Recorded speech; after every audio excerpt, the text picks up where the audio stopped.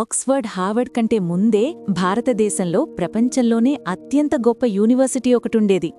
అక్కడ 10,000 మంది విద్యార్థులు చదివేవారు. కానీ అది ఎలా నాశనమైందో తెలుసా?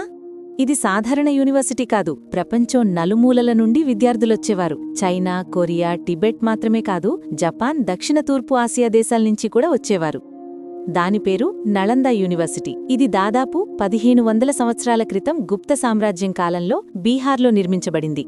ఇక్కడ 2000 గురువులు, 10,000 మంది విద్యార్థులుండేవారు. ఇది ఎంత పెద్దదంటే లైబ్రరీలో లక్షల పుస్తకాలుండేవి. ఆ కాలంలోనే 9 అంతస్తుల భవనం కూడా ఉండేది. ఇక్కడ మ్యాథమెటిక్స్, మెడిసిన్, ఆస్ట్రానమీ వరకు అనేక శాస్త్రాలు బోధించేవారు. చైనా నుండి వచ్చిన యాత్రికుడు హ్యూన్సాంగ్ కూడా ఇక్కడ చదివి దీని గురించి రాశాడు.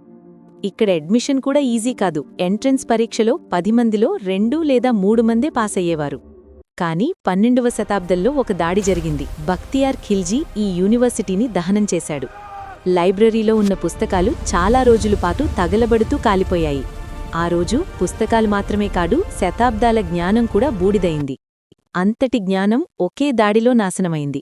అయినా దాని గుర్తులు మాత్రం ఇంకా మిగిలి ఉన్నాయి. అందుకే యునెస్కో దీనిని వరల్డ్ హెరిటేజ్ సైట్గా ప్రకటించింది.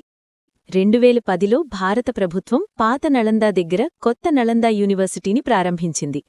దాని వారసత్వాన్ని తిరిగి నిలబెట్టేందుకు. ఇలాంటి గొప్ప యూనివర్సిటీలు భారతదేశంలో ఇంకా ఉన్నాయి. వాటిని తెలుసుకోవాలంటే ఒక లైక్ కొట్టండి. వరల్డ్ ఇతిహాసాకి సబ్స్క్రైబ్ చేయండి.